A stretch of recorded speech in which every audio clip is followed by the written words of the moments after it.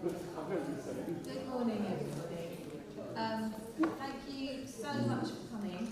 I've got a little, to keep me not going off on topic, I've got a little speech to give. I hope you will all forgive me for having it written down, but otherwise I'll keep talking, because we all know I love to talk. I'm so sorry, I'm doing well now. I'm keeping candidates off the So, welcome everybody. Welcome to the first ever South and Western Leigh Learning Disability and Special Education Needs and Disability Hustings. And no, I didn't have to read that several times to get it. It's a catchy little title. Perhaps next year we'll try, the next election will come up with something a little bit brighter and quicker. I want to thank you all for being here, especially the candidates, because it is quite something to stand up and try and be a leader of our community. And for everybody who does it, I've done it myself, or tried to do it as part of Southend City Council, and I know how hard it is. Please note, if a fire alarm goes off, it's not a drill. So I think it's quite obvious where the exits are, but please do make your way out so that you're nice and safe. And hopefully if you've been to the toilets, you've found them, or somebody has shown you the way, or if you need them, just please ask one of the team. They will tell you where to go. Alright, so everyone wants to see our community in South and Western Leigh thrive. However, many people in this room will be aware that how we care for those with high support needs is constantly evolving. On one level, that's really exciting. We are much more aware of neurodivergence, and that we need to have greater understanding of what people who are diagnosed as being autistic or with conditions like ADHD need to do well in our constituency. On another level, in where we work, there is a great deal of confusion about what it means for someone to have learning disabilities or lifelong conditions. Language around these issues is complicated, and if you are directly part of this community, either as a person with high support needs or as one of the people who cares for that human being, there can be many varying opinions. So today, we'd really like the conversation to be kept respectful, because that's important. We are all one community, and being passionate about this issue is fantastic. We are looking for strong debate, but please refrain from using offensive language. And if you do need to correct somebody else's terminology, please explain your reasons politely. It can sometimes be a little awkward if you've used what you think is the wrong word. It doesn't mean it shouldn't be contested, but language is moving all the time around these issues. So we believe that making care fair, that it is important to support each other to do better at all times. So I'm going to get on to how this is all going to work. You don't really want to listen to me. We are going to try and be as fair as possible in this debate, and although the right of reply cannot be guaranteed, if a candidate directly references another party or candidate, we will try our utmost to allow this to happen, because it's only fair that we can respond to what is being said about them. We will also try and make sure that every candidate has the chance to answer a question if they wish to, but we are going to run to a 2-minute time. So I'm going to be quite hovering, and Becca, who is our timing person, is actually quite ruthless, and so we will be keeping you to time, I'm afraid. I hope everybody thinks that's okay. So the first thing I'm going to do, and I'm afraid to say it's literally, we've only got one mic, but that actually means that hopefully it's a bit like the talking stick in therapy. People actually get the chance to actually talk without talking over each other. And we're going to ask each candidate to introduce themselves to us. We're just going to give them 2 minutes to tell us who they are, why they came today, what they're hoping to achieve by being our potential newest MP. Well, ladies and gentlemen, my name's Tom Darwood. I'm a retired carpenter. I won't tell you my age, but I've met some of these gentlemen and ladies before, and I cannot say how can I put it? I admire each and every one of you, because I think what we're doing is trying to increase our community with greater love and care for each other. Simple as that. Now, what is my main angle as an independent candidate? In 2019, I was actually candidate in Southend West, and I called myself Joseph 77 to emulate the biblical Joseph who became a Prime Minister. Now, I actually got 574 votes. I don't know how, but I think someone voted for me 574 times. Anyway, what is my main aim, my main pitch? My main pitch, ladies and gentlemen, I believe, if followed up from here to the political arena, to the highest office in the land, will increase GDP by 30% to pay for all the political, cultural and economic demands that we're all after. I'm not a politician, I'm not an economist, I'm not a this or that with a title behind my name. Tom Dole is it. But I have written a tuition course, which I'll leave copies of here, together with this book. This is my favourite book.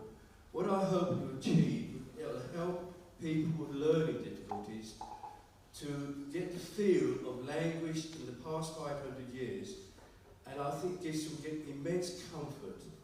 That is my main aim today. If I can leave this book as a gift to this church to pass on to your fellow people in the community, that will be mission accomplished. Thank you.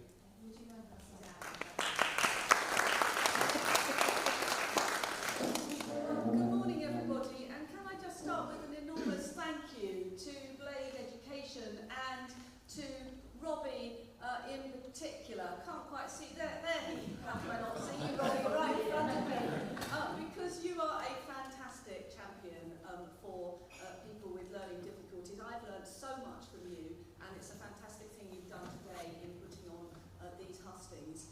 So I'm Anna. I have an enormous privilege of being the Member of Parliament here in Southend West for the last 2 years. By way of background, I think most of you probably already know that I was born in Leigh. I went to school in Leigh, and then I went to school in Billericay, but my family come from this area, and I lived in South Essex until I went off to university, and I now live back in Leigh, and I'm extremely proud to do so.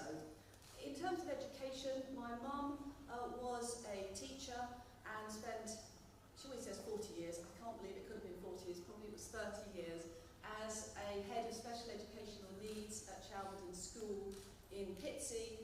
So education and also special educational needs was part of my growing up, if you like. And after being a barrister, I went into local government, and then when COVID came along, I started a national academy called the Invicta National Academy to provide teaching for children that weren't getting it, live online lessons. So that education thing was still going on and driving me forward. And since coming here, one of the things I've tried to do is focus on education, championing all of our schools. And I'm particularly proud of the fact that when we had the RAC problem with Kingsdown, I made it the #1 priority for the Minister. And that's why Kingsdown is getting half of it completely rebuilt. But I want us to go further, because there's a shortage of spaces. And this is a once-in-a-lifetime opportunity for us to really move the dial for people with learning difficulties in this city. Thank you.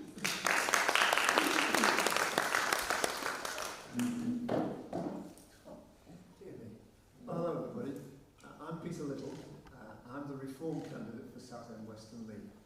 I have lived in Southend and worked in Southend for about 40-45 years. I think it's more than 45.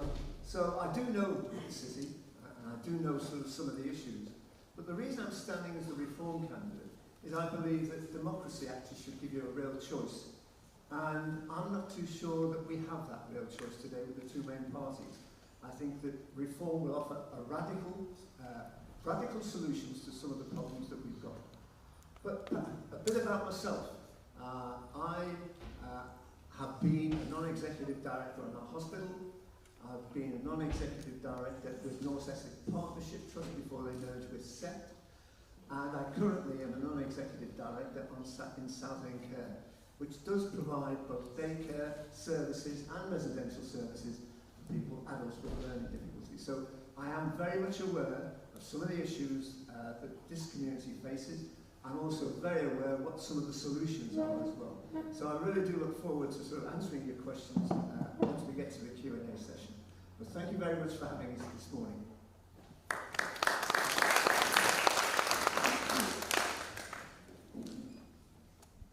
Morning everybody, nice to see somebody here. First of all, I want to pass on an apology from Tilly, who is your local candidate. I'm actually a candidate for Southend East and Rochford. Tilly had a family emergency. She has an unwell parent. I'm filling in, but just to give you some background, I'm the most experienced candidate of all the candidates for both seats in Rochford, in Southend. I actually, within the local Green Party, I'm the go-to guy. I'm the advisory person for special educational needs, disability, for liaison with other bodies with regard to provision of special educational needs and disability, carers, you know, the list just goes on. I'm probably the one with the most expertise. Also, I'm a lived experience ambassador and a co-production champion for EPUB. I work very closely with a number of local organisations, including Send the Right Message, Raw Learning, which is the Forest School. After the election's over, because at this moment in time there will be a conflict of interest, I'm actually discussing with a number of groups the possibility of me joining them as a patron, so that I could take our voices much closer to the centre of power and see if at the very least we can get better funding and a lot more co-production where your voice is heard instead of people delivering services that are useless to you, badly designed. We need to design everything with the end user, the service user, and with the carer in mind. So hopefully the questions will reflect that. Hopefully you like my answers. But as I say, apologies again from Tilly.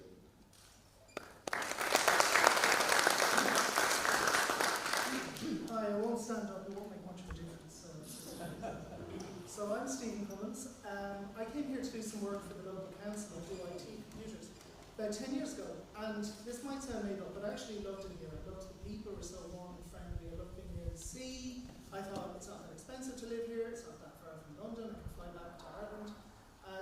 I came here by choice and I absolutely love it. I mean, I'm living here because I want to live here. That's why I'm here. So me, the missus and the daughter and the two dogs at that stage, I think I was, I'm not sure, moved here. And I became a governor of my daughter's school, Eastwood Academy.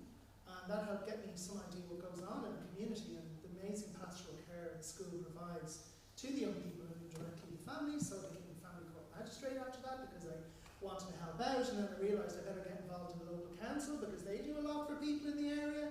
And then I tried to get elected to the local council, but nobody wanted me, so I thought, feck it, I'll go for the president. And here I am. So I'm actually quite an inexperienced person compared to some of my esteemed colleagues here on the desk, in the sense that the first time running for Parliament was a month and a half ago, and Rishi stood in the ring and said, let's have an election. So apologies if I'm not as well prepared as some people are. But my heart is in the right place, and I was born in the UK actually. My mum used to bring me to Great Ormond Street Hospital as a small child. I understand the concept of being born with a disability and having it for the rest of your life. I applied for PIP when I got here, only because I met a guy on the train with one leg. He said to me, you should apply for this thing called PIP. So I've learned by doing, I've learned by experience, so I hope I can help parents with learning difficulties, because as I said, my parents had a child with a lifelong disability, and here I am.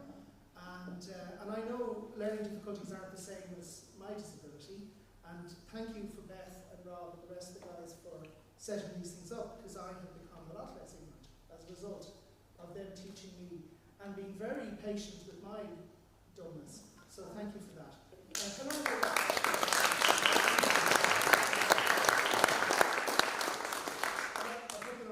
Actually, Gaz told me, stop keep saying things like, you have 10 seconds left. Okay. Anyway, so pass on. 30 seconds left. I've said enough. I'm done. Stop running if you. All right. Can I borrow you 30 seconds? Yeah, go for it. Yes, so my name is James Miller. I'm standing for the Southend Confelicity Party, which is a brand new is a bit strong, but we've been going for about 2 years now. And it was founded by myself and John over there, and Melissa over there. And we decided we wanted a local party to represent Southend residents. And the greatest thing I think about our party is that Southend residents can write our manifesto. So whatever issues that we have surrounding Send, what happens is in our parties, you come along to our meetings and you literally can write our agenda, and we'll take a vote on the issues that you have. So for the very first time, you actually have the power political power to do something about it. It's an amazing experience where we all get together and we discuss and debate everything that's going on. But if we vote unanimously for the policy that you want, that's going to change your lives, it goes through and it goes on an official National Party manifesto. That's huge power that we're giving you the opportunity for. So I would really hope to invite everyone here where we can just talk about every issue regarding SEND. I am a director of Adventure Island and Sea Life, and I do employ many people with SEND.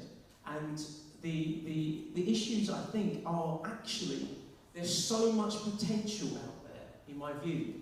They are actually brilliant workers, they can make brilliant contributions, but we've got to make reasonable adjustments to bring out their fullest potential. But I see it all the time, every day, where I work. So, yeah, that's my experience with SEND.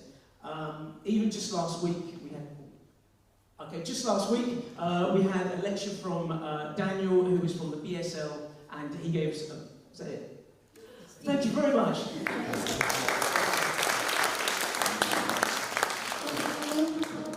Well, good morning everybody. My name's David Burton Sampson and I'm the Labour Party candidate. So a bit about me. I moved to South Essex in 1999 from Liverpool. Don't hold that against me. So I've lived here now for over half my life and spent a lot of the last 3 years in Southend working with the Southend Labour Group. Prior to that I was a councillor in Basildon. I was the mayor of Basildon.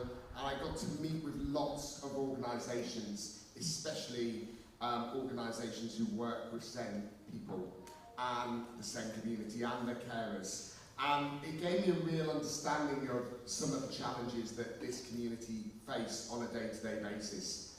I'm a school governor as well, and I'll tell you a little bit more later about some of the issues I've seen in schools around the lack of resource for SEND children, especially in mainstream schools, and it's actually heartbreaking when you see some of those examples, and it's something we've really got to address very quickly. I do a lot of work around inclusion and diversity as well, and you know, I believe in creating opportunities for everybody, whoever they are, whatever their race, colour, disability, sexuality. Everybody has the right to belong in society.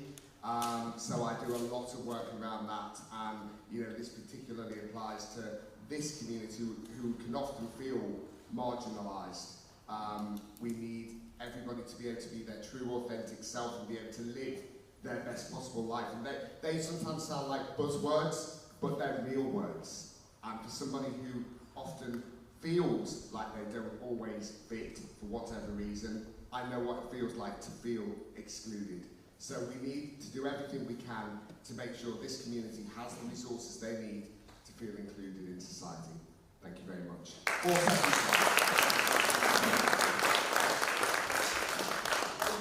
Thank you guys, it's fantastic. Right, so the first question we are going to take came from the family, from somebody who couldn't be here, because I think it was a really good question, and after that I'm going to open it to the audience to be asking questions. So the question is a very simple one. If you win, what are your plans to support this community? And we're going to go for 2 minutes again for everybody else. I'm going to start at the other end of the table, if that's all right, to be fair. And then we'll do some sort of weird jiggly things. We haven't got any technique. Thank you. So if I win, what would I do to support this community? Well, obviously the Labour Party has set out a number of things in its manifesto that will help support the SEND community. I think it starts with the resources that are available in our schools. We need to have the right people in our schools who are able to help signpost and identify individuals who may have special educational needs much earlier on. Because we hear of so many people who are diagnosed so much later in life, and they've therefore had a missed opportunity for so many years to, as I said earlier, be their authentic self. So that's down to resource for a start. I think we need to make sure that we have the right places in our schools as well, because for me, as many people with special educational needs should stay in mainstream schools as possible. Of course, there are special schools with special resources and skills, but again, there's not enough places there as well for those who really can't be in mainstream schools. So I think we need to address very quickly those gaps in places for people and with resources in our mainstream schools. There's also a bigger piece here, because we're talking SEND, and there's the whole thing about people transitioning into adulthood and the challenges that people face with applying for PIP, with getting the care they need, and so on and so forth. And that's certainly something that the Labour Party intend to address, and I will be very keen to address. Now, obviously, we know our NHS is in crisis as well, and there's the whole issue of, you know, the medical care and the diagnosis that we need there. We will be investing massively in the NHS to get the backlog down of patients on waiting lists, and I have to stop because my time's up. Thank you. Thank you. Okay, so we already know that there's a lot already in place. It's a lot of it comes down to the implementation of what's already in place, and we already know that there are a lot of issues that are around that are not being addressed. So we've really got to look into that. And in our manifesto, we'll uphold the legal obligations and human rights for residents who are classified with special education needs. But I just want to go back to my opening statement. Actually, yes, I know a lot of people who come under the same category, but it's really about you informing us what you want. And as I say, it's literally, you can write our manifesto for the very first time. You write our manifesto. I know I'm repeating the point, but we have the meeting, you write our agenda, and we will look into trying to do what you want. Rather than us telling you what you want, you tell us, because you're the ones that live in it. As much as I can empathise with your positions, I haven't lived your experiences. I don't know what it's like to be you. Only you do. So the policy has to come from you, and that's what we as a local party offer. Thank you.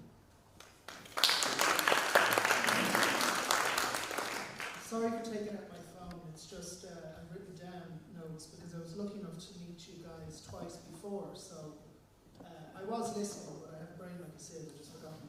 So I've written down we need to establish permanent disability recognition to simplify benefit access. So that means that if you're someone like me or your kids, you know, you're born with that disability, and unless you make a trip to Lourdes and Mary, it's a miracle, you're not going to magically not be disabled anymore, right? So we just need some sort of, I think it's called ADS in Scotland now. We're trying to replace PIP. Thank you, Rick, or not. And the idea is that the process to get accepted is a lot simpler, especially if you have a disability that is like ours, something that you're just born with, and that's it, you've got it, right? So I also want to reform and protect PIP money to ensure it remains non-means tested. I think part of the problem people were talking about before was that, I'm going to run out of time, okay. I'm going to just read the list then, if you don't mind. Ensure living expenses are covered before local authorities take people's PIP contributions. Standardise disability-related expenditure limits across local authorities. Simplify council forms and prevent backdated payment demands. You know that whole people being punished for, and that's the other thing, you know that people are punished for handing the form out to someone else's. Anyway, I'm going through that at the moment, trying to get my driver's license replaced, and they're like, oh, we need to go into a doctor. And it's like, yeah, I'm exactly the same as I was. I'm not going to get any better or any worse. You know, anyway, it's very frustrating. Equalise minimum income guarantee for all ages. Improve support for carers based on campaign feedback. Sorry, that's what allow adults with disabilities to get bus 24 hours a day, 7 days a week, not just after 9 a.m. In other words, I know the so-called reason for that. It's the idea that people who have jobs need the bus at that time. But if we had more buses, that wouldn't be a problem. Okay? So that's all I can offer. Okay? Oh, thank you very much.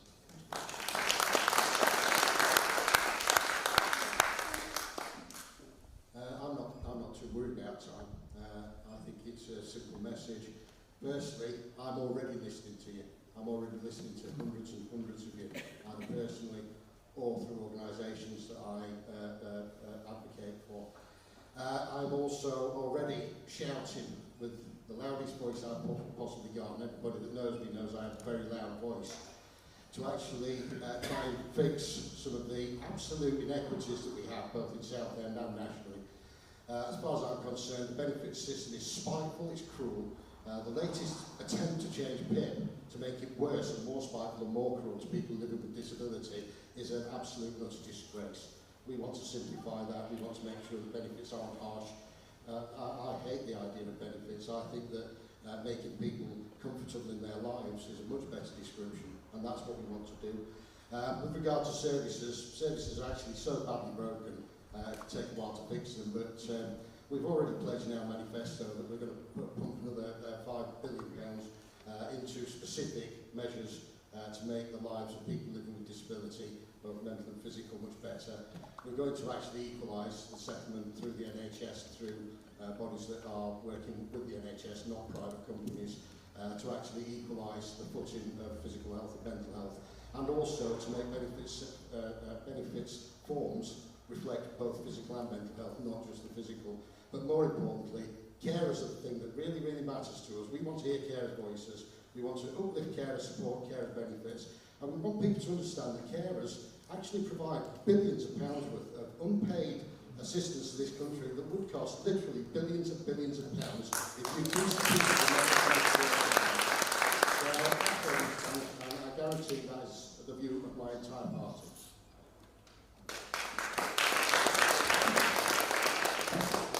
Thank you. I think that my starting position is that we have got all human beings here, and we should all have equal access to a dignified life. And that therefore, I don't like this idea that sort of difference. I think that we're all the same, if you want my opinion. I think that we've just got different abilities, we've got different needs, and I think that that's the starting point. So therefore, society has got to recognise dignity, it's got to recognise skills.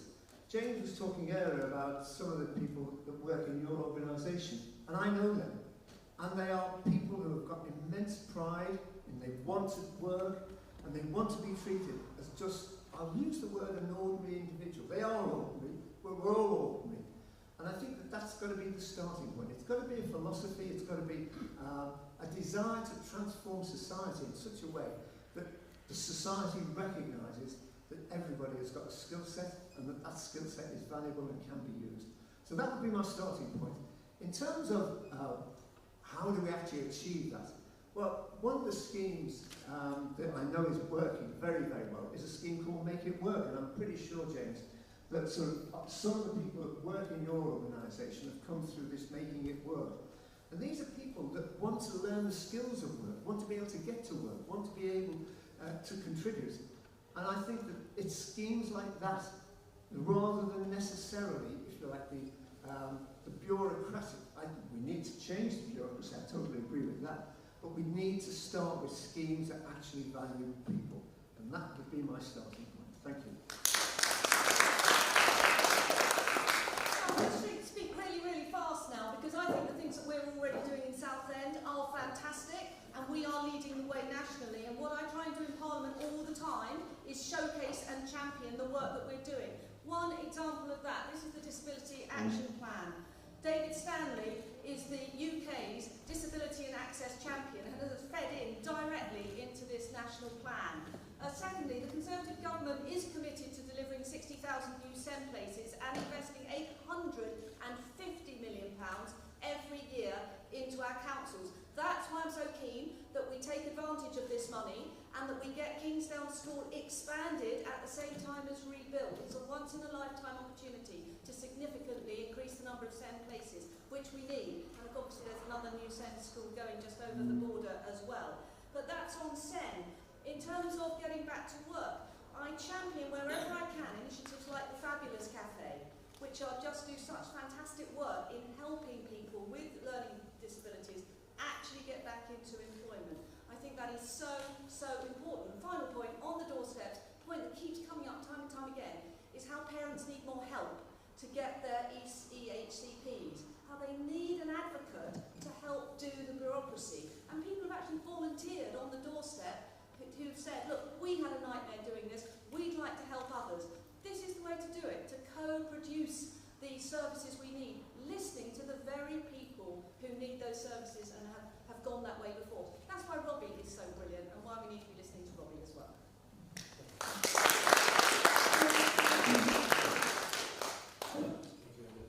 Ladies and gentlemen, I have got something up my sleeve for now, not to wait to the end of the general election, but immediately I plan to ask people if they would attend a service of commemoration for those who died in the pandemic. If there was such a service with this booklet to order the service, would you be willing to attend? Would you put your hand up if you'd be willing to attend? Sorry, this is the special education needs and learning. Oh, sorry, I apologise. The question was specifically, Oh. what would you do if you won? So Right, if you are going to answer that, I'm afraid I can step in if that's all right. right, I do So apologise then. we need to not spend the time on other things. 'Cause Okay. There's a lot Well, of issues within this situation. If I really want to help the community, this is the book I'd like you to read. I think it will help people to give them comfort and solace in the terrible state of inability that they experience by birth or by lack of health, to prevent them from coming into the situation which gives them so much pain and sorrow. And again, I think maybe we should leave it. I'm sorry, sir, if you're not, you need to address the question because there is an audience here. Right, the question was, how am I going to help the community? This Oh, well, this. learning disability, special education needs. I mean, Right, okay. What do you do as a leader? Right, because I'm not a politician, but I do care about people, obviously, through this. Okay, okay, in that sense, fair enough. I'm not conversant with how to go about things in that sense, and I don't deny that I made it very clear to people that I'm not a politician in that sense. Yes, okay, I'm coming to that. So that people can understand, if you're going to vote for me, you obviously want to see what is it that I'm going to do. I will appoint someone who's conversant with these aspects so that I don't become irresponsible, and I'll continue with our major campaign, what I believe can prosper this country on a larger scale. Obviously, in an immediate scale, I will appoint someone who can advise me, Tom, this is how you need to go about, and I will take that advice and implement it as best I can. Thank you, I'm so sorry. I know that we have, can I go to Sharon first? Yes, please. I have, my son is here with me. He's 35 years old. We've gone down this route so many years and been let down by all politicians. Now, it's fine you saying with all the schools you feel that everybody should be mainstream. I know of people that have gone to mainstream schools. Now, remember, the mainstream schools have stairs. Some of them cannot get up and down the stairs, so they are isolated into the library. They're not brought into the mainstream group. Everything needs to be made, and people need to be made aware that not everybody uses stairs, not everybody can get to places. And please, years ago we had a saying, do not put them in goldfish bowls, which is little classrooms where people can walk past and look into them. Now, I have found that the prejudice doesn't come from the children, it comes from the parents. And it's very difficult. As I say, being as my son's 35 years old, we've gone down the route of person-centred planning. Here's the amount of money, spend it on what you will, and then having it all taken away. Now, he was also at Lancaster School when Kingsdown and Lancaster turned into two different schools. If you're going to put me in mainstream, you need to put the teaching assistants in the mainstream classes. They had one teacher to 8 pupils in special needs schools, 2 helpers. Now, you have one teacher to 30 children. We need at least the same amount of teachers and teaching assistants. Thank you.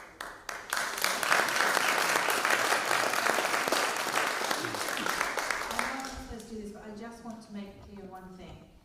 There is a complete disconnect often with what special education needs and disability needs, and it tends to be used within children under the age of 18. It goes up to the age of 25, but a lot of the people that we work with at Leigh and Southend, who I should have mentioned, and I'm so sorry I didn't, these are people who have learning disabilities to the point that, I'm going to be honest here, I don't know how to put it politely. The trouble is, this is the trouble with language. They will never work in the way that the government wants them to be able to work. They'd love to. You ask Robbie. Robbie works with me 2 days a week, and he's absolutely brilliant. But I don't pay him because we don't pay him because we can't afford to. Because the way what his work is valued at isn't valued. It isn't something we can pay. So forgive me for butting in here, Sharon. I think what Sharon is trying to actually make clear is. Yes, we need more special education needs schools. There are thousands and thousands of parents, and there are people in this room who are really struggling. But I think the question is, what are we going to do about those adults who are part of our community, integral to our community, but at the moment are not being recognised in the way that we would like them to be, and we haven't got a system around them that supports them well enough. How can we make the system around them so that they can be part of our community? So so do you wish to answer this question? Or I'm so sorry to single you out. I can answer it as best I can. Inclusiveness is vital because we are the same people. Different expressions. I support Arsenal, you might support Liverpool. Sorry about that, but you see my point. We are all equal. We should not isolate someone because of their disability. No, that's completely wrong. Bring them into our community, our embrace, our environment, our expressions, so that we can see they have the same opportunity of expression, opportunity to be who they are, as they are, human beings. That's all I can say. Thank you. So I think that's an absolutely brilliant question. On the issue of education, I do think that this one size doesn't fit all, but that we have brilliant special schools in Southend, and for a lot of parents that come to me in my surgery with children who are in mainstream, they desperately need to be in one of our brilliant provisions. And one of the things that gives me and my team huge satisfaction is when we get a child into the right school, into the right environment for that particular child. And I remember when I was growing up, because my cousin has special educational needs, and I do remember this debate when I was a child about whether she should be in the comprehensive mainstream or whether she should be in a special school.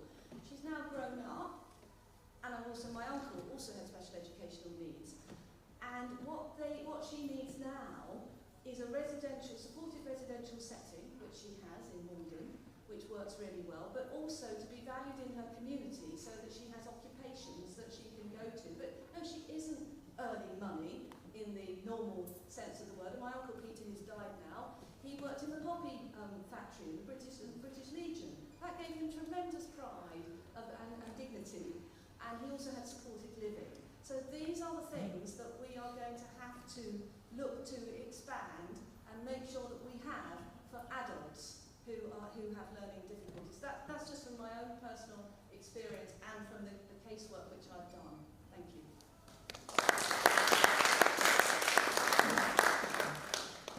Well, firstly, let me say I do agree with the lady over there that, I actually think that education is about education, and that the level of education and the skills are such that everybody can be taught It doesn't necessarily need to be academic education. The skills that are needed obviously need to be fitted to the people that can actually acquire them.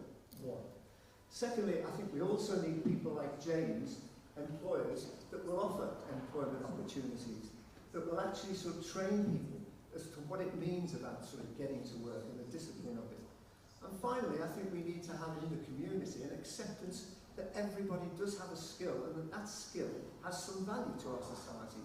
So, yes, you know, I haven't got specific plans, but what I have got is a specific ideology which I think is important.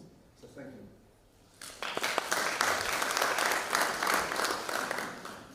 I'm going to take a strange step here, and I'm actually going to answer your question.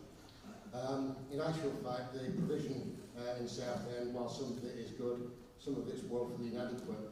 But this wasn't just about schools. The schools, some Senkos are good, most Senkos are average or poor. Senkos need to have a proper recognised qualification, which actually requires some effort, not 4 hours on a laptop. And in actual fact, they need to actually have a passion for what they're doing. But what the question was, is when that person gets to 16, having been battered by extremely poor educational choices because we don't have a wide enough variety of schools, those schools are seldom set up to cater for even the slightest reasonable adjustment. And in actual fact, so many kids now, because there isn't a school place for them that is appropriate, are homeschooled. That homeschool is inadequate. A mother cannot be considered to understand every single thing that she requires to teach her child. But then, at 16, to actually have no step-through provision up to age 25, when in actual fact is the age when a person genuinely is removed from young person's safeguarding to adult safeguarding. There's no step through to that. The colleges aren't set up for this. There's no Senkos or pastoral care in colleges. That needs to be fixed. And you can promise as much money as you want for what they call special school places. I call it inclusive education.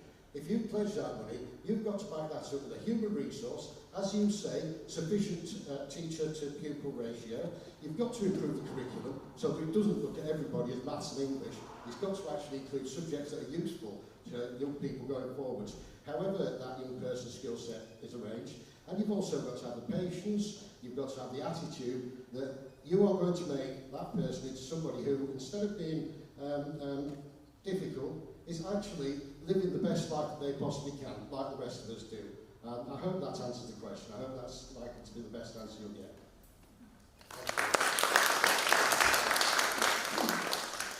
I really like your son's shirt, by the way. Very cool. He dresses himself, he knows what he likes. King of style, man. Very good. So I think we've got to be careful. You know, we talk about, and I made this mistake at the last Hustings. I was talking about working and jobs and how important it is. And then I suddenly realised that, that's fine for someone like me who can do that, right? And could find something they could do. But there's going to be young people and older people with very high needs that just aren't going to be able to meet that criteria, right? And get out there. And we have to be very careful to avoid, do you know why they don't call it Asperger's anymore? They only call it, ASD. It's because that guy divided disabled people into useful disabled people and useless disabled people. And I think that's the scary direction we don't want to be going. Does that make sense? Right? And it's not like about how much money you can make and how much you can financially contribute. So I just don't want us to go that way, right? I think human beings need to be treated as human beings. And I don't think, I mean, we are equal, but we're all different as well. I mean, my disability is only 1 in 250,000.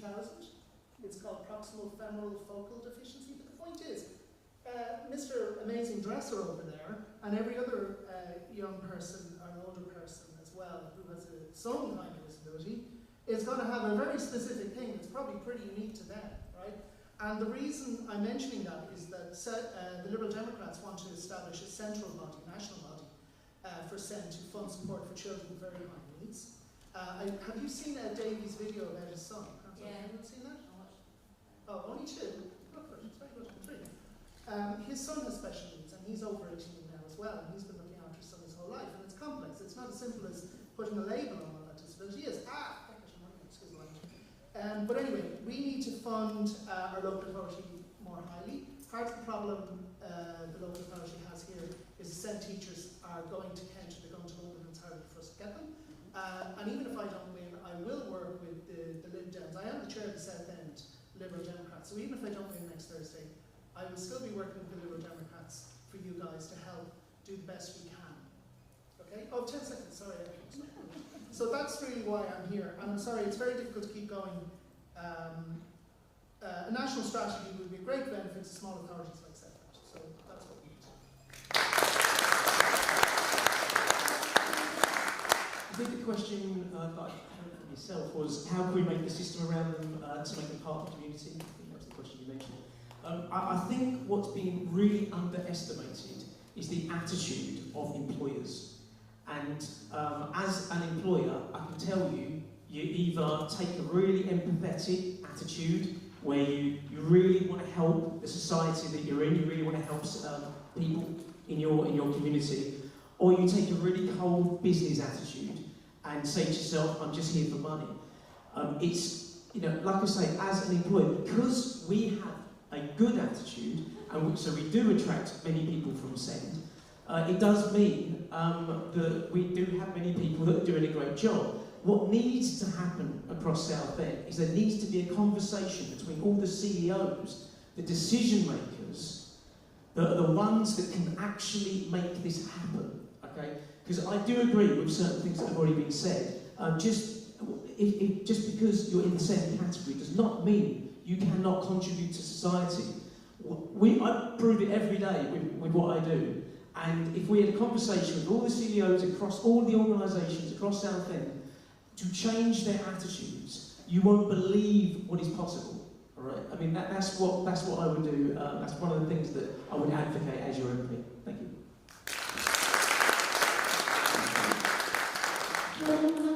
Well, Sharon, thanks for sharing your experiences. I mean, it's shocking and heartbreaking, but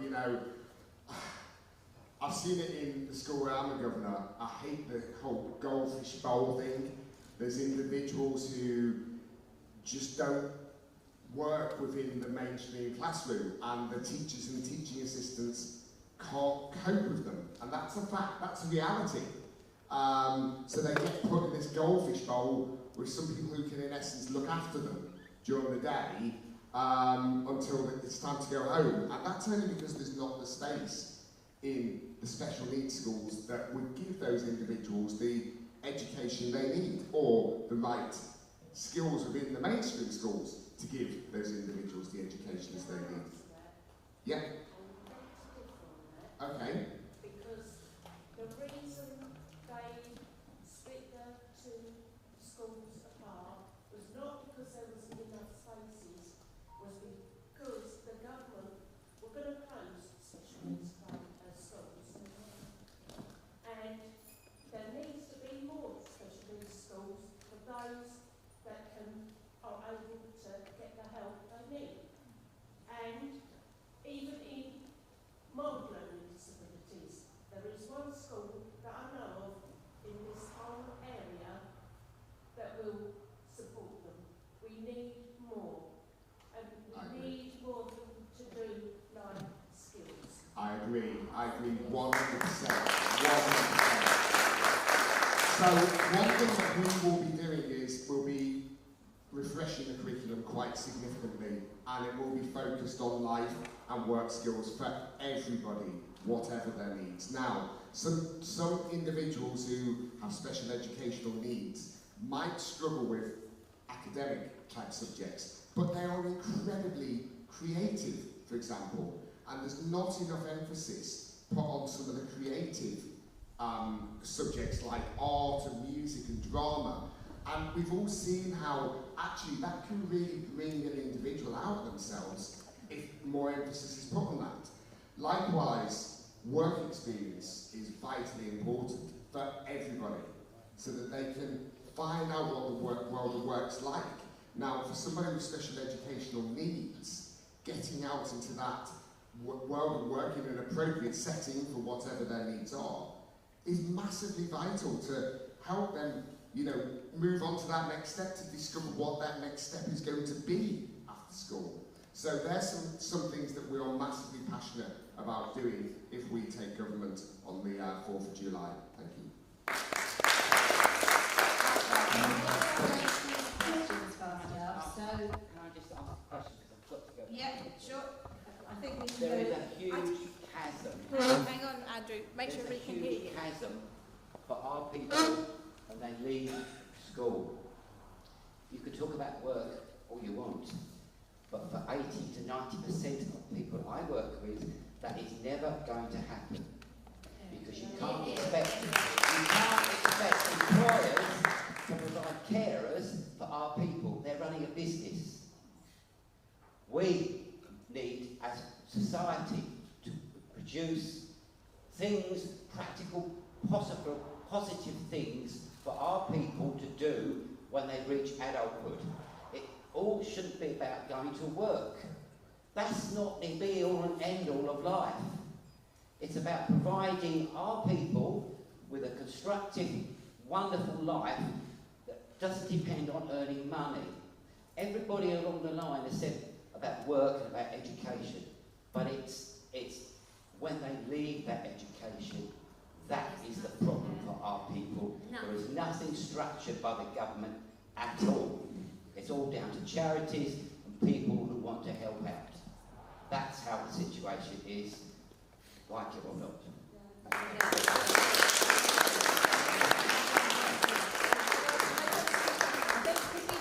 I hope nobody will mind us me doing this, but we really are running out of time, and there's so many, and I know several other questions that really need to be heard.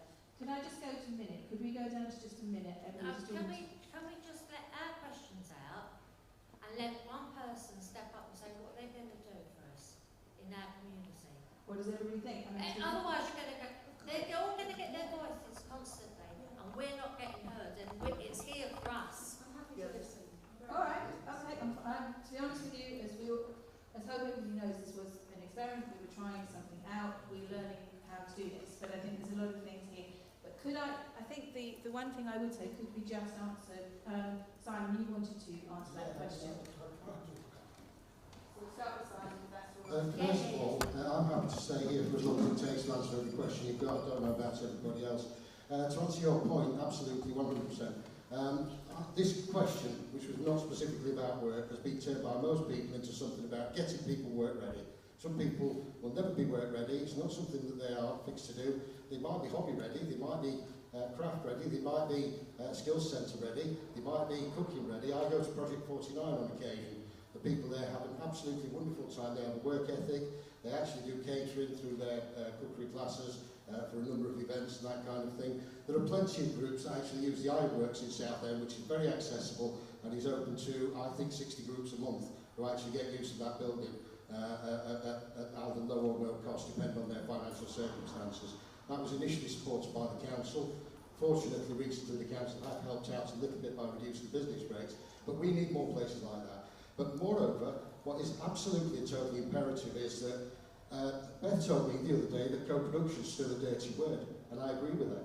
Co-production, as it's delivered by people who don't understand co-production, is the filthiest word on this planet, because what it means is that a few people who have a vested interest come and ask your opinion, ignore it, and then do what they want. Co-production is a genuine invitation for people to come and tell us what they want, for us to have a look at how possible that is, for us to go back to them and say, well, we can afford to do this. Can you tell us how this will work better? And for you to have as much say as they have. Genuine co-production is the only way forward with this. And what the gentleman said is absolutely right. It's not all about work, it's about making sure that both the service user and their carer have a decent, adequate life like the rest of us. I think I've said that before. I won't turn the question into something that it's not. I will turn it like it is. And I work towards these ends all the time.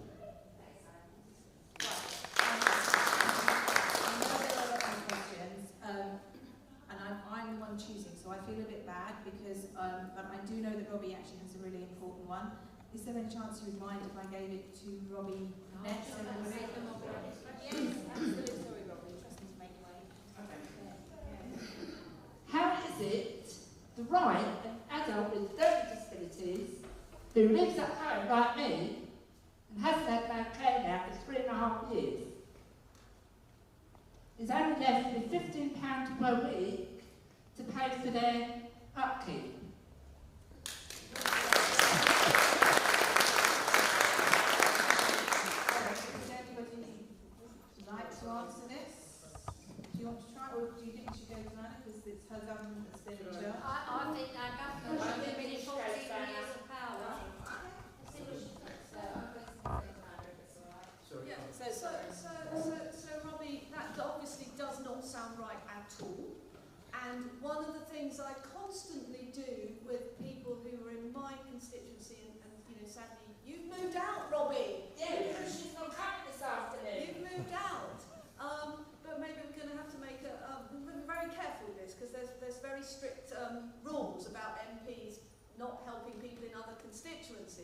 but Robbie, it sounds like something's not right, obviously, with your benefits.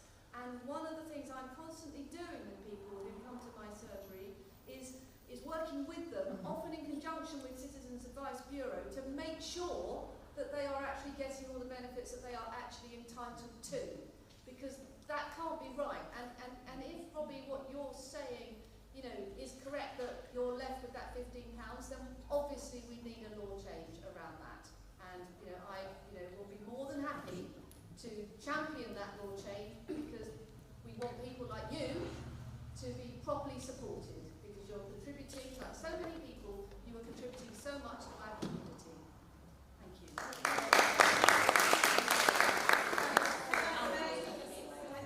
So I'm going to hand over to somebody who actually understands the situation, because to be completely honest with you, the last 3 years, the most confused I've ever been is trying to deal with benefits for people with learning disabilities who have the least IQ. So make what of you want. Yeah, no, I think with Robbie, when he changed boundaries, he was given an assessment by social services, which everybody has, is entitled to an assessment of need. He was offered a package, but because the contribution that Robbie was then financially assessed to make meant that if he had that package, he would be left without any money. So that is why, that as a family, they couldn't afford to continue having a care package, because they didn't have the money to be able to pay towards a contribution. So this is a contribution that is set by the government with the minimum income guarantee, and it is set standard for all working age adults over the age of 25, I believe. It's less for the younger adults. Older people are given a much, much higher minimum income guarantee, elderly people over 65. Our kind of group, I hate to, I always want to blow their trumpet and make out what they can do. A lot of them aren't going to be able to work to the level to bring in enough money for them not to be in receipt of benefits. The government take back so much of their income from their PIP, which is a non-means tested benefit, but so it's an actual pointless benefit for our guys to be claiming, because it is taken back by the local authority, because they're only allowed this minimum income guarantee, which is what the government say they should live on, disregarding their disabilities. They do, it's so complicated, it's really hard for me to explain to you, but we struggle as advocates every day trying to fight for decent care packages, decent benefits, for the government to then take it all back in contributions. There's something does need to change.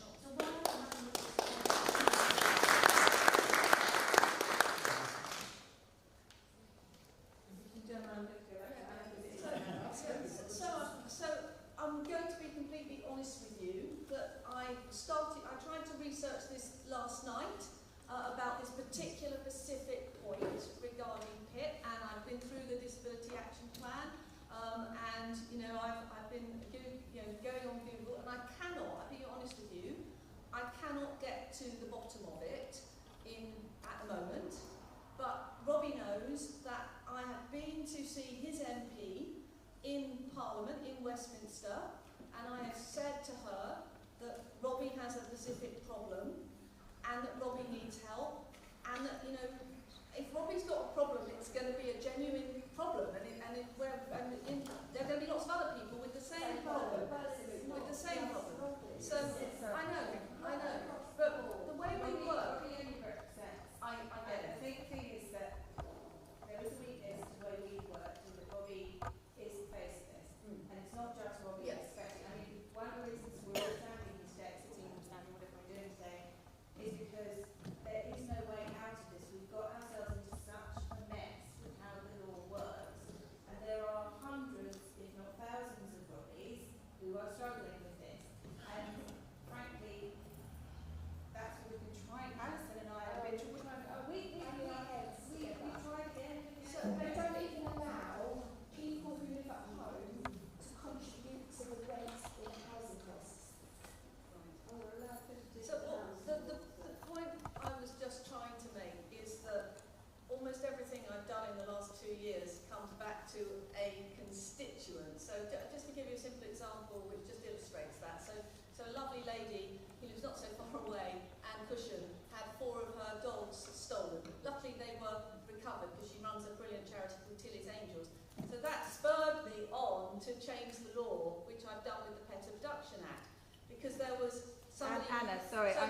sorry, but I'm going to stop you there.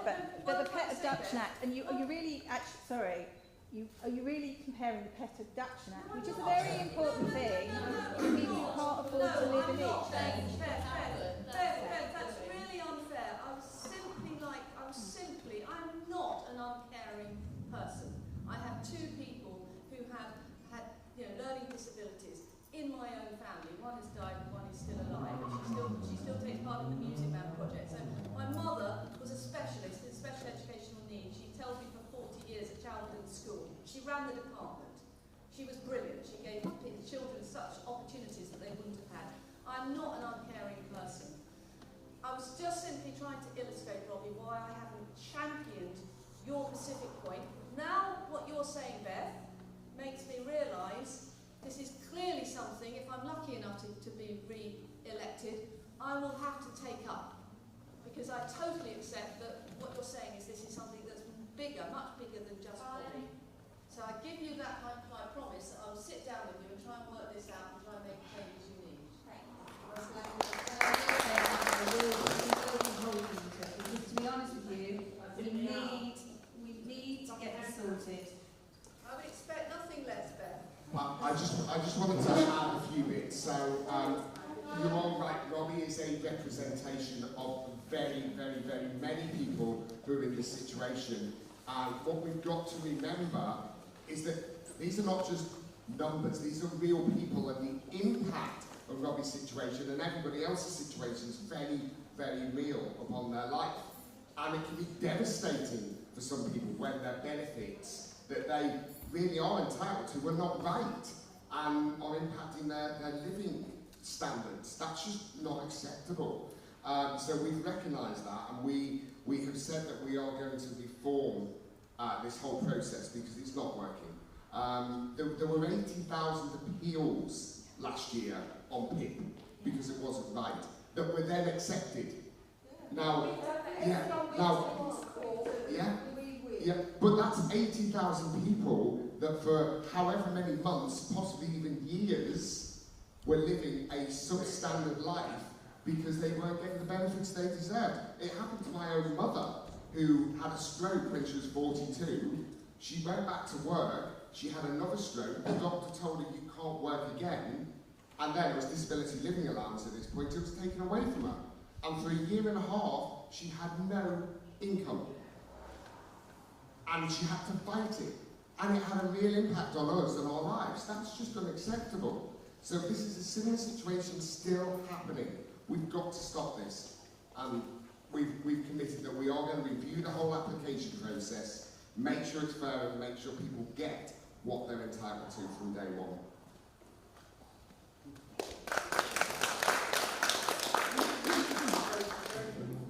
Just very briefly. Robbie, where'd you go? Oh, fair enough, fair enough. PIP, by the way, because I get it, the daily, or sorry, the monthly bit is 290 quid, and the mobility bit for travel and stuff is 200 something quid. So just think of it as 500 quid, let's just round up. So 500 quid, right? And Robbie is saying that he's getting 60, 15 a week, right? No, if he was to take the care package, because the I got what you're saying. Take it back. So Robbie at the moment. All in time, yeah. So tell me that again, sorry? So the local authority will claw back all of the PIP money as a contribution towards their care. Oh yeah, what's the point of making? He should be keeping all of it. But he doesn't. But he can't Not have a that care he, package. somebody else should have it. He used to. We used to be able to, but when they cut how much money they were giving to the council, they then allowed the council. So basically what happened was the councils were getting a decent enough money coming in from the government. That was cut, how much money they were giving to the councils. But what they did then do was change the way that PIP looks. So that's personal independence payment that is non-means tested.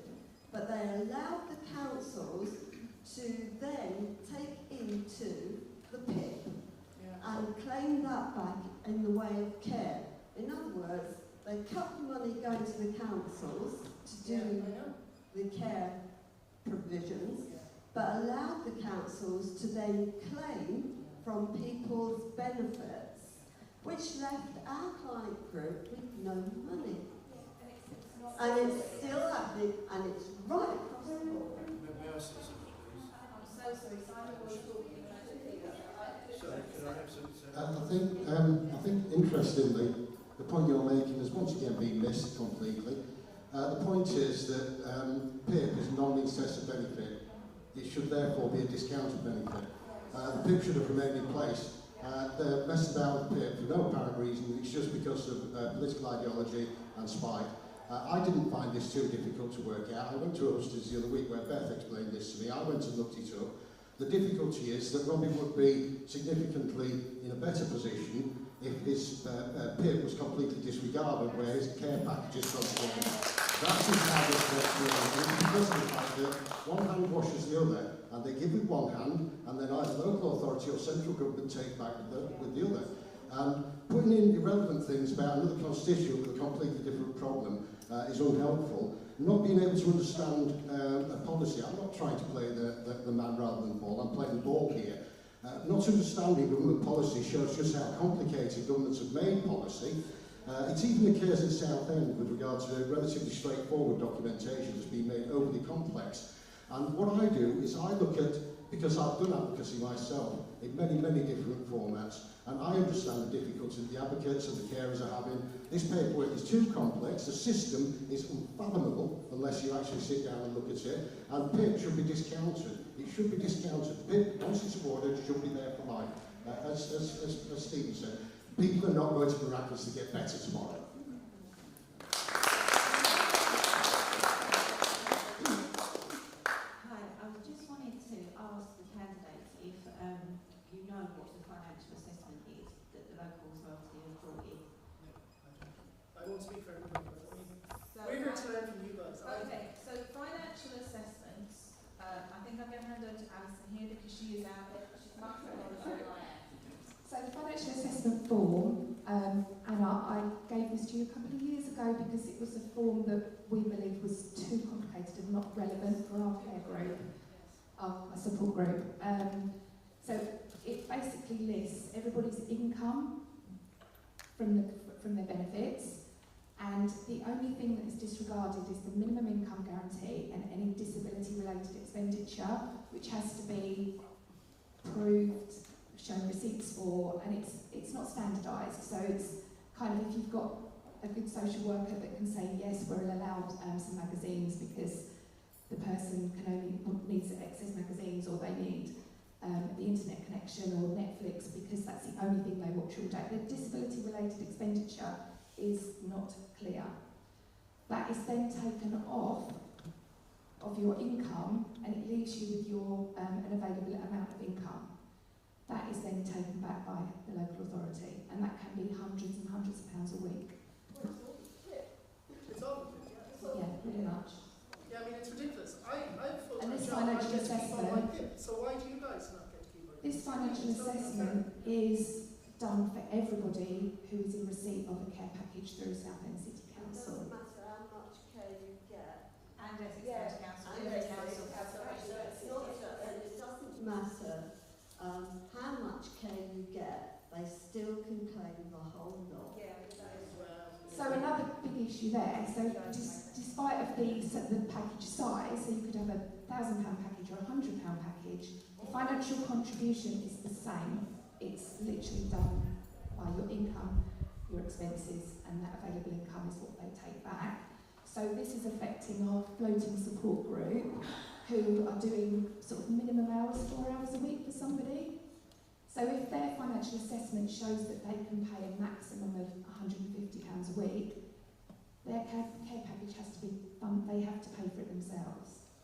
So, and because they're on a low income already, to them, to pay £150 a week for their care, they'd rather not have it. So it's putting them back at risk. So they can't manage their money in their budgets. Am I right, Karen? Has that explained it? Okay. I mean, like we supported housing at Norfolk House, so I've got 8 customers that we support. So basically, the highest amount they pay, they're getting invoices now every month for £489. Now, I I'm supposed to be moving these customers in the community. How am I supposed to do that? Because by the time that's taken away, they've got no more income. And the council, like, you know, we're governed by them to move people into the community for potentially 2-year move-on schemes. Well, how is this working? And we're pulling our hair out because the customers don't understand what they're paying. We can't enforce them to pay it, we encourage them to pay it, because otherwise then they get final notices. It's just madness. Madness, sorry. Can I say something, please? Sure, sir. What is this regarding this issue? Yes, it is. It is about the issue. And as I said at the beginning, I'm not a politician, but I enter this arena so I can have a voice which will benefit the community. This debate is the minuscule about policy exactment to benefit those who deserve it.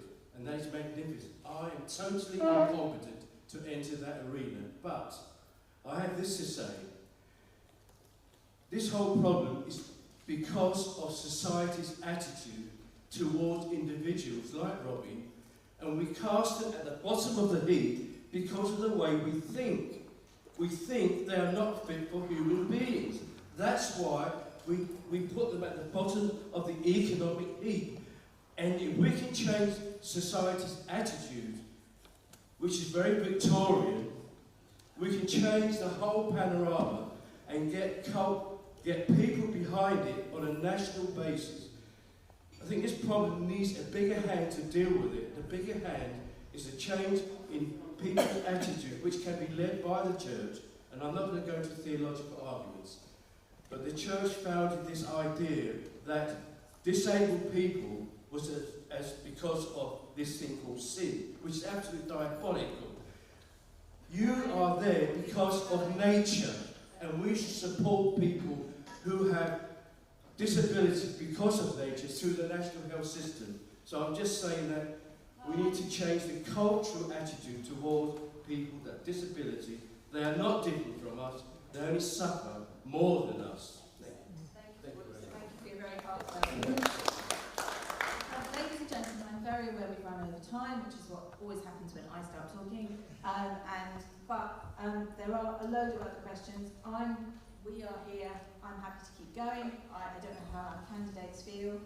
I think that there is so many issues. I've got 20 other questions to offer, and the trouble is, I think part of the problem is that this particular group, the learning disabilities group, and what I mean by learning disabilities, I'm actually going to explain it just slightly, is low IQ. So I mean people who cannot protect themselves against people being cruel or people being horrible, people who will always need somebody with them. And those families that look after them save our country billions, but for the last 4 years all I've seen is these mostly women, there are men of course in there, but it's mostly women that carry this burden, are being tortured. They're being tortured, they're being gaslit, they've been told that they have to fill in form after form. Every year they have to do an annual review. Robbie, darling, you've never been anything different, have you, gorgeous? I'm not that we want you any different, but why does his mum, every time she fills in a form, have to prove Robbie is Robbie? Robbie is Robbie already, we all know that here. So, I'm sorry, what does everybody want me to do? Do we want to carry on listening? Good. I want to keep listening rather than talking, honestly, because I would rather learn from you guys. Well, I'm going to take, is that right?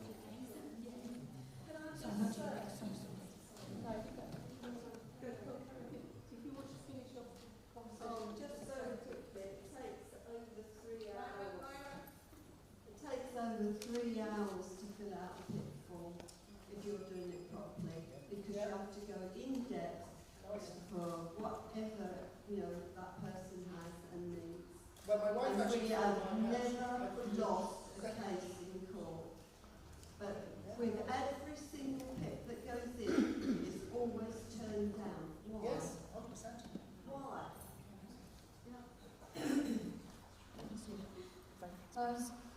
You've heard how difficult it is for people in this community, and it's getting worse all the time. So my question is, if you are elected, what will be your first conversation with the Minister for Health and Social Care? What would it be? fast-track change to improve the lives of people in SEND, given all that you've heard?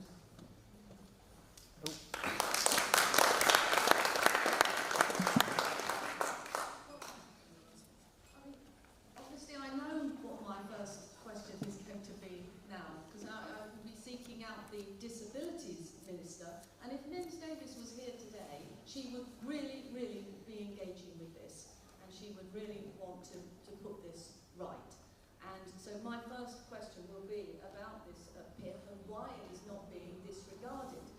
And all I can say to you is I have been incredibly effective in the last 2 years in the various areas where I've been working. I've got hundreds of millions of pounds of investment and I've got at least 3 law changes. So if I sit down with you after, and I do remember you showing me that form, and as I said at the beginning, one of the things that I really feel is needed is more help for people to get through these forms. I mean, it's ridiculous that the length of these forms, and you say 3 hours for somebody, you know, who needs someone to do it for them. That's point number one. Secondly, right, so that is not right, and, you know, I will do my utmost to get resources into that problem. And then the Music Man project has made me very, very well aware of this hideous thing of every year having to prove a disability that is never going to change. And I know that that's a problem that they're wrestling with as well.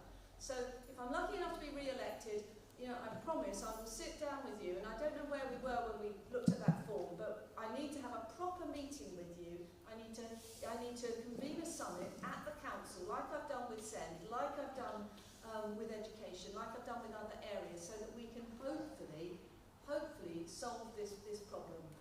Thank you, Beth.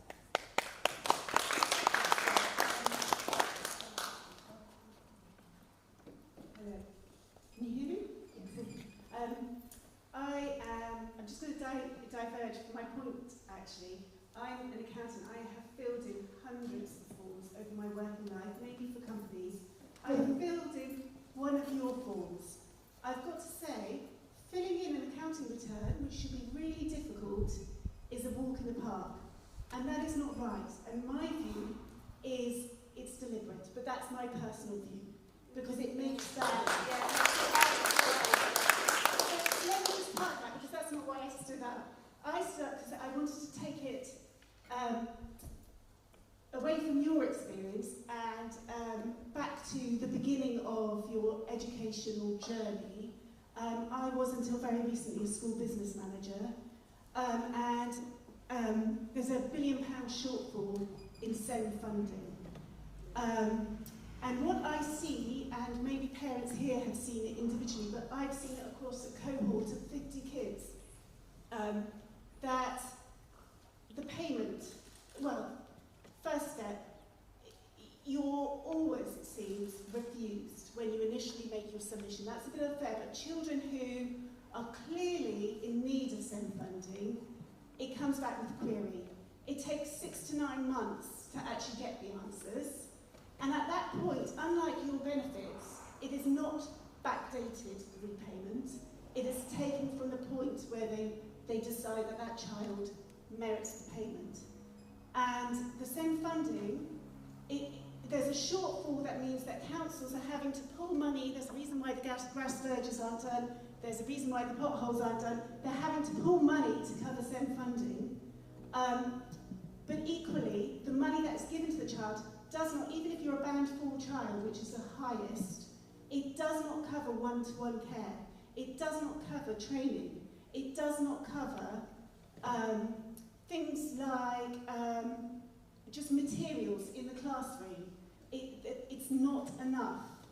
So there's a shortfall in what is as an agreed payment, but that agreed payment isn't enough either. And I just want to know your party's views on what you would do on SEND funding. Is that clear? Yes.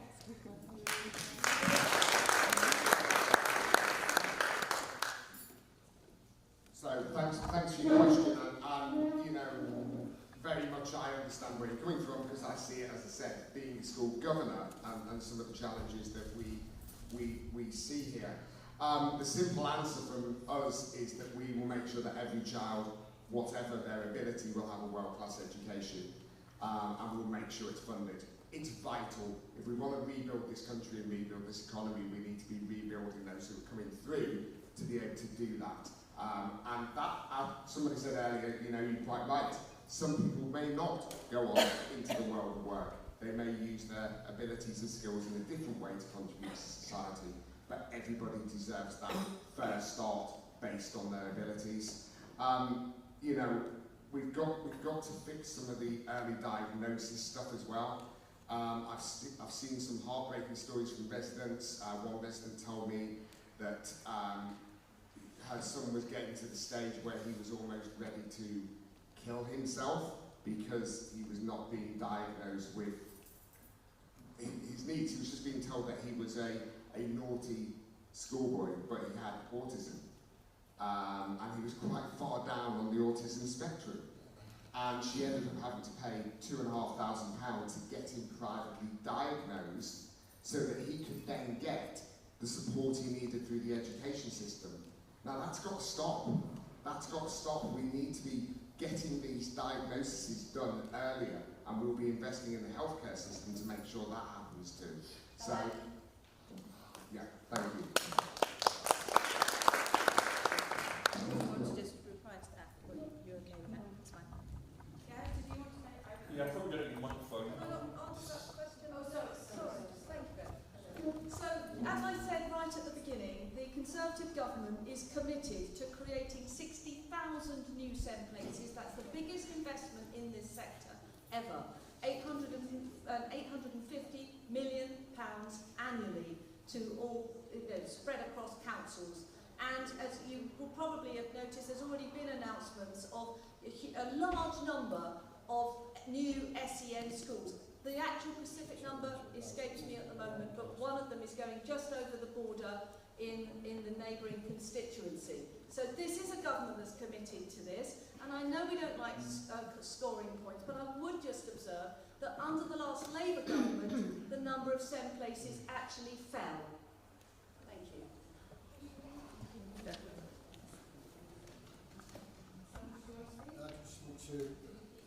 First of all, I don't want this to turn into a party political broadcast, more important than that. Secondly, I want to hear from the people that haven't said anything. I know I've said quite a lot, but that's because I understand this quite well.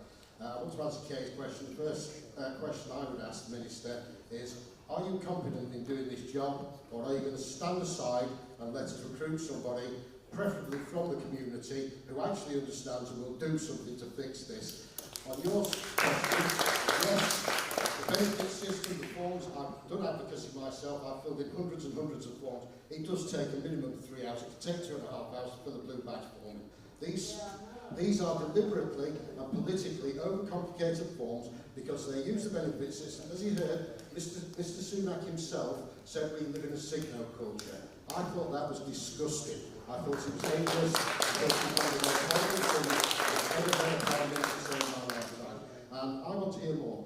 So, to be quite honest with you, unless people want to ask me specific things, I'll let everybody else have the floor, but I don't want it to be hogged by one person.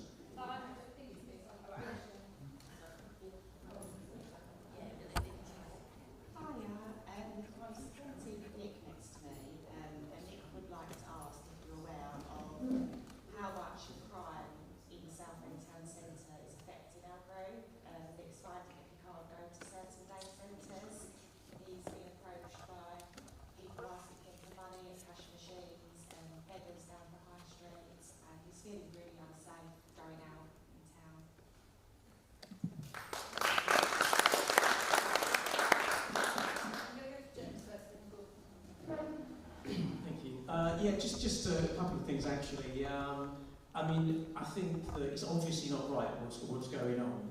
Left with £15 a week, no one can manage all that. That is not a reflection of the society I want to live in. And the first conversation, yes, why is it so complicated? But my question would be, why is it so unethical? It's the way the system's laid out. It just seems completely unethical. I mean, I try to look at the forms myself. It's a complete minefield out there. And so it needs to, for me, it needs to start again. And it goes back to the very first conversation I had. It needs you to write the policies. I mean, the best situation would be where you literally write them, you send them over, and then we can take that forward, we can drive that forward, and that's the beauty of the Conflicity Party, because that's exactly what we do.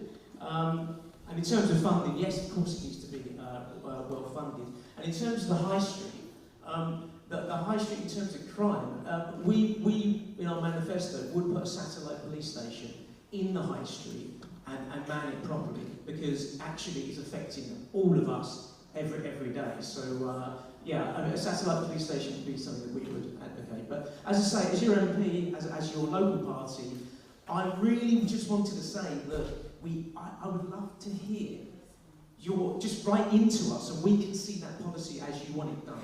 Like, honestly, it's a real opportunity.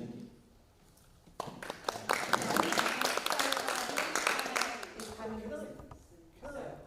Can I just say one quick thing that I'm coming to as well? I agree with James that, you know, can you hear me? Yeah. I agree with James that the policy should come from the users, but it's not the users to sell you. You're going to go out and find out from the users what it's about. It's shocking to say, come to us and we'll listen to you. You've got to go out and into the hustings like this. Secondly, this is going to be a tail up and tap on you, Adam, but I'm going to say it anyway. What the hell does disability have to do then? After 14 years of your government, we're still having this conversation, and to be honest, much of what's being said, this is new information for you. You're looking confused and not sure what's happening. You had to Google last night and you couldn't get, the MP couldn't get to the bottom of what we were talking about. What hope has anyone else got?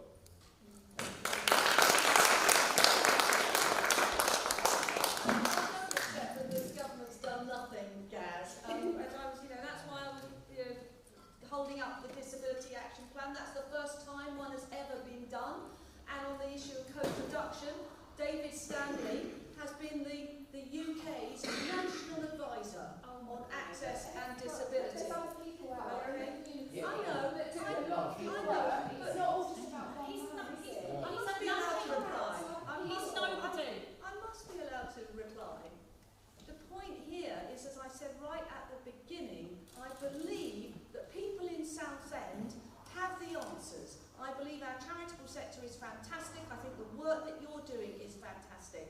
And I would love to take you to Westminster, because clearly if I put you in the room with Mims Davis, you would make a fantastic case and we would get stuff done. So I don't accept it being a disaster here for 14 years. I've come here honestly and openly. Well, the thing is, you're challenging me and I'm just giving you the answers. There's one thing I want to say in praise of James, because everyone said about CEOs and CEOs can't solve this, but I would like to commend James for the work he does in employing people who have real physical disabilities. And there's one person in particular who is pretty much blind, and James and his company have found a role for him. Now I know what you're saying, that not everyone can do that, but James is one of the good guys, so let's give him a hard time. Can I just respond to your concern about the High Street? I'm proud to be part of the Council's Knife project, and we're very lucky to get the Knife Angel coming in July. And we do, part to Anna's push for it. And as part of that, we can do a whole education project and also introduce things that will help reduce crime, especially in the High Street. So there is as part of that, there is a community safety hub going at the top end of the High Street by the plaza. So if you ever find that you're getting threatened or in difficulty, you can just go to the community safety hub and somebody will be able to help you and report it, because they'll be then there to do something about it. But that's something good that's happening that will hopefully help. All right? Can I just say that has come solely because I pushed the Police and Crime Commission to bring the Knife Angel here. The hub should be permanent. That should be a permanent legacy for our high street. So I think, ladies and gentlemen, do you want me to continue? Anna's having to go. Is everybody happy? I have to go as well, I'm afraid. I have a work meeting, and if I don't get there, I'll be in trouble. So, but in 10 more minutes, I can would anybody mind if I just wrap up what we've done? This is probably not a usual hustings, and to be honest with you, I'm a little bit shocked that nobody is coming from Castle Point apart from the Liberal Democrat for the Castle And one of the reasons I was told that that wasn't going to happen is that according to Rebecca Harris's team, we were not Hustings if only one person turns up. 1 minute, sweetheart. Do you mind? Can do that in a minute, sweetheart? So all I was going to say to everybody is that all I hear at the moment is a long-standing problem. I've just spoken to Andrew, who's been a practitioner for 40 years in this field, and he said he isn't hearing anything different from what he heard 40 years ago. And that's profoundly, profoundly depressing to me. I don't think being a politician is a bad word. I think we should be proud to be politicians. It means that we're supposed to be trying to make things better. That's kind of what we do. Unfortunately, it's got very contaminated at the moment. Everybody doesn't really know what they want it to be. But this is just the start today. We're not just going to disappear after the general election. We will be on social media. We are going to actually try and find ways through solutions. Now, Robbie, what did I say to you 3 years ago when I did take on your case? I wasn't your ward. I shouldn't have done it. I probably broke every damn thing. Well, Betty, you did say to me 3 years ago when I moved over the border that she couldn't help me. But when I met her at one coffee morning with my lovely advocate Alison Hilton, that here we are again, fighting. And also, I'd like to say, I went to Southend City Centre the other day and I got so frightened, it made me upset. Sorry to hear that, Robbie. Anyway, ladies and gentlemen, thank you so much. I'm sorry that it may have got hot and everybody has got very sticky, but there's a big problem here, so let's solve it as a community. Lovely to have met you all. Thank you all so much.